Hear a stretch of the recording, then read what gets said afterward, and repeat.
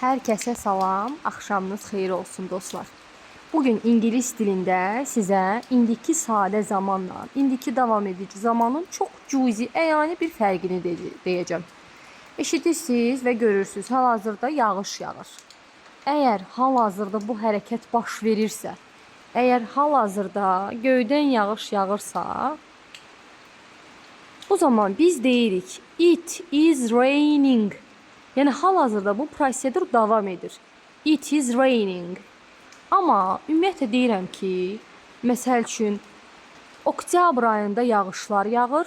Hər il oktyabr ayında yağışlar yağır. Bu zaman biz raining yox, cümləni belə quracağıq. It rains every October. Each year. Məsəl üçün hər il oktyabrda yağış yağır. Amma hal-hazırda davam edirsə, hal-hazırda yağış yağırsa, bu zaman biz mütləq şəkildə davam edici zaman işlətməliyik. It is raining. Hal-hazırda görürsünüz yağış yağır. Bu zaman mən sadə indiki zamanda yox, indiki davam edici zamanda qurmalıyam cümləmi. It is raining. Bu qədər.